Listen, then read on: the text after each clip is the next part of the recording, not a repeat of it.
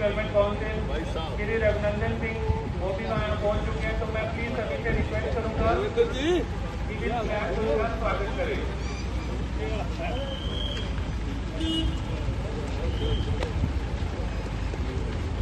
DC Kathua doctor Rakesh निहाल IAS sir यहाँ पहुँच चुके हैं। यहाँ पर आने के लिए साधुवाद करता हूँ।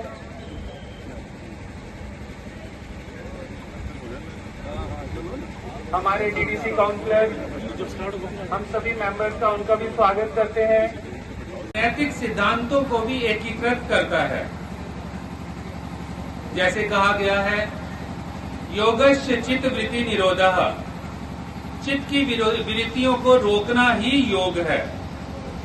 जैसे हमारे जो महर्षि पतंजलि थे उन्होंने अष्टांग योग का वर्णन किया है। उसमें आता है यम, नियम, आसन, प्राणायाम, प्रत्याहार, धारणा, ध्यान, समाधि। जो तीसरा नंबर है वो आसन।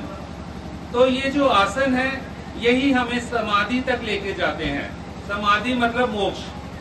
तो उसका सबसे आसान और बेस्ट वे है आसन, योग करना।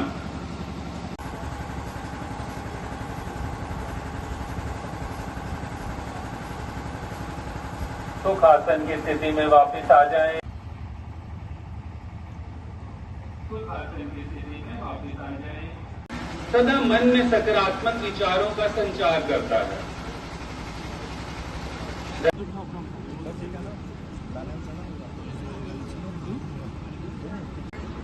जैसे कहा गया है स्वास्थ्य रक्षणम आतुरस्य, सबसे उत्तम उपाय है वह है योग। योग के द्वारा वह हम अपने शरीर एवं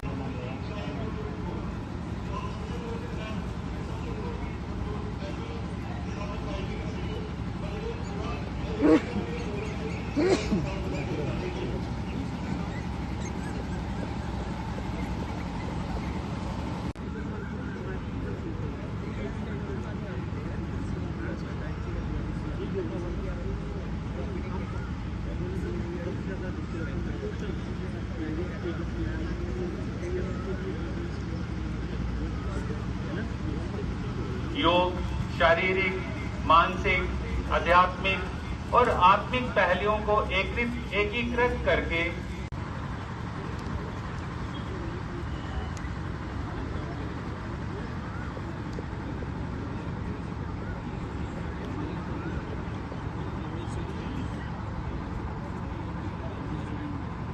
शांति, आनंद और स्वास्थ्य के प्रचार के लिए प्रतिबद्ध हो। सुख आसन की स्थिति में वापस आ जाए। इसके बाद हम शांति पाठ करेंगे। तो कृपया सभी से अनुरोध है कि वो नमस्कार मुद्रा धारण करें ताकि हम शांति पाठ कर सकें। ओम सर्वे भवन्तु सुखिनः, सर्वे सन्तु निरामयाः, सर्वे भद्राणि पश्यन्तु, मा कश्चित् दुःखभाग् भवेत्। ओम शांति शांति शांति। सब सुखी हो, सब निरोग हो, सब निरामय हो, सबका मंगल हो, वह कोई दुखी ना हो। सुख आसन की स्थिति में वापिस आ जाएं। वो मनाति जानता देवा भागम यथा पूर्वे। संतों को कमर पर रखें। अब श्वास को बाहर निकालते हुए सिर को धीरे धीरे आगे की ओर झुकाएं और ठुड्डी को वक्ष पर स्पर्श कराने की कोशिश करें।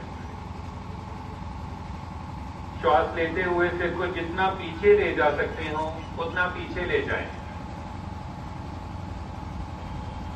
सिर को सामान्य स्थिति में ले आए। इस विधि को 2 बार दोहराएं। कंधों के स्तर तक धीरे धीरे उठाएं। दाएं पैर के पंजे को दाएं तरफ मोड़ें। वह श्वास को शरीर से बाहर छोड़ते हुए धीरे धीरे दाएं तरफ झुकें। झुकने के बाद दाएं हाथ की उंगलियों को पीछे की ओर करें। वह बाएं हाथ को सीधे ऊपर की ओर रखते हुए दाएं हाथ की सीध में लाएं। अब सिर को घुमाते हुए बाएं हाथ की बीच वाली उंगली को देखेंगे। 10 सेकंड तक रुकें। अब श्वास को अंदर लेते हुए सिर को सामान्य स्थिति में लाएं। फिर श्वास को बाहर छोड़ते हुए सिर को बाईं ओर घुमाएं। श्वास को अंदर लेते हुए सिर को सामान्य स्थिति में लाएं। अब इसी विधि को 2 बार दोहराएं।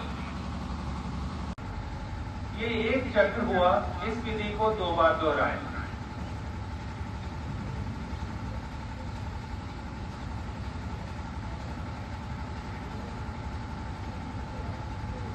श्वास को अंदर ग्रहण करते हुए सिर को कंधों के जितना नजदीक लाना संभव हो उतना नजदीक लेकर आए। श्वास को अंदर ग्रहण करते हुए सिर को सामान्य स्थिति में लाएं। इसी तरह श्वास को बाहर छोड़ते हुए सिर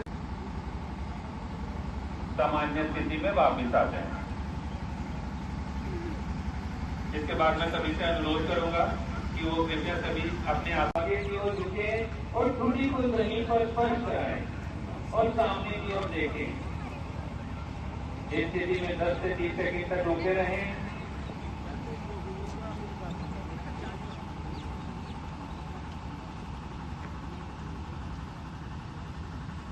सांस को अंदर खींचते हुए ऊपर की ओर आ जाए।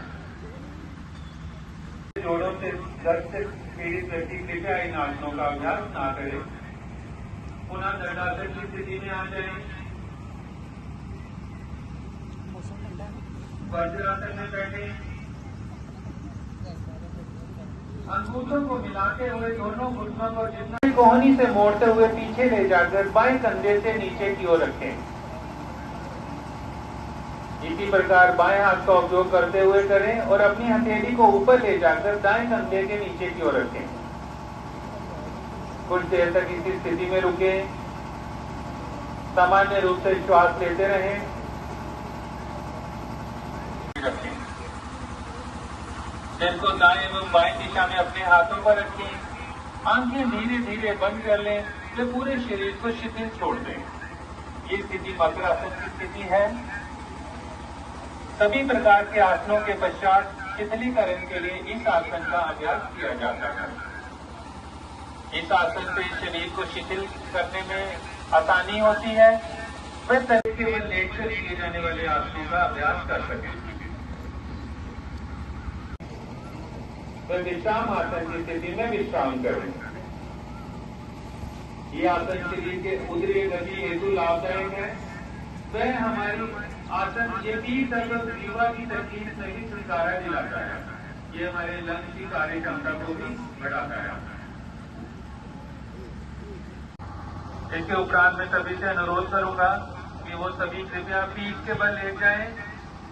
इसके बाद हम पीठ के बल लेटकर किए जाने वाले आसनों का अभ्यास आरंभ करेंगे। पीठ के बल लेट जाएं सभी। सबसे पहले सेतुबंध आसन। अल्सर में हर्निया के पेशेंट कृपया इस आसन का अभ्यास ना करें। दोनों पैरों को घुटनों से मोड़ते हुए एड़ियों को नितंब के पास लाएं। हाथों से पैर के टखनों को मजबूती से पकड़ें और घुटनों एवं पैरों को इस सीट में रखें। अब श्वास अंदर खींचते हुए धीरे धीरे अपने नितंब एवं धड़ को ऊपर की ओर उठाएं व फूल नुमा आकृति बनाएं। इस अवस्था में 10 से 30 सेकंड तक रहें। व सामान्य रूप से श्वास लेते रहें।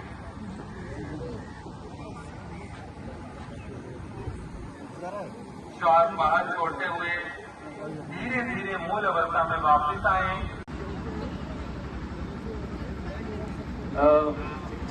अभी क्योंकि हमारे जो माननीय प्रधानमंत्री हैं वो हमें कुछ देर में संबोधित करेंगे, तो इसलिए मैं हमारे मुख्य अतिथि हैं हमारे डीडी।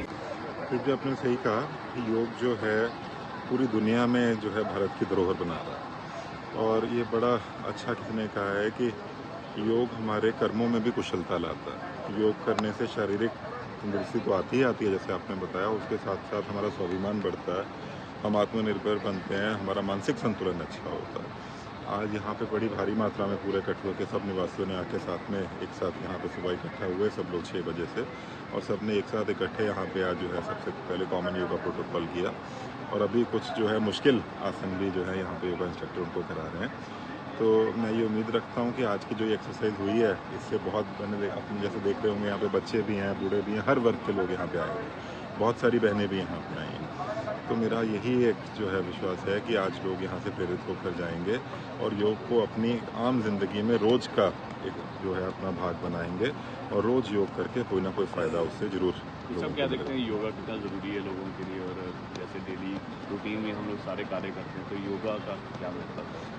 योगा सबसे पहली बात है कि योगा एक ऐसा कर्म है जो आदमी कहीं पे भी कर सकता है। उसके लिए आपको ना तो कोई इक्विपमेंट चाहिए, ना किसी स्पेशल जगह पे जाने की ज़रूरत है, ना आपको किसी जिम में जाना है, ना आपको भारी इक्विपमेंट चाहिए, ना ही कोई खर्चा है। और योग के जितने आसन हैं वो बड़ी आसानी से आज यहाँ पे समझाए भी गए हैं। हमारे पास योग का आयुष डिपार्टमेंट के बहुत डॉक्टर हैं जो ये योग कराते हैं। जितने हमारे अमरनाथ की यात्रा के यात्री आएंगे उनको भी लखनपुर में सबको योग कराने की हमारी पूरी कोशिश रहती है। वहाँ पे पूरा हम योगा का एक शिविर भी वहाँ पे लगाएंगे। तो जैसा आप बोल रहे हैं, मुझे ऐसा लगता है कि योगा को अपनी ज़िंदगी का पार्ट बनाना बहुत ही एक आसान काम है, और इसको हर किसी को इसकी कोशिश करनी चाहिए। कि आने वाले दिनों में जो हमारे स्कूल्स है, जैसे डे बोर्डिंग स्कूल है, क्या उसमें भी इस क्रिया को प्रभावित करती थी? मैं ये जितने हमारे स्कूल्स हैं उनके जितने वहाँ पे जो डिसीजन मेकर हैं, जो प्राइवेट स्कूल्स हैं, उसमें ज़रूर ये उनको जो है बोलना चाहूँगा कि अगर योग का वो पार्ट बना सकते हैं कुछ टाइम बच्चों को अगर करते हैं, क्योंकि आजकल हर किसी कोई उम्र ऐसी नहीं रही है जबकि मानसिक तनाव नहीं होती। हर उम्र का व्यक्ति जो है उसको कोई ना कोई मानसिक तनाव रहता है, और योग इसको दूर करने के लिए बहुत अच्छा है। उसके साथ साथ बहुत सारी ऐसी हेल्थ की कंडीशन है जो योग हमसे दूर रखता है, तो उन सबको ठीक करने के लिए स्कूलों में अगर योग भाग बन सके तो एक बहुत ही अच्छी चीज़ है।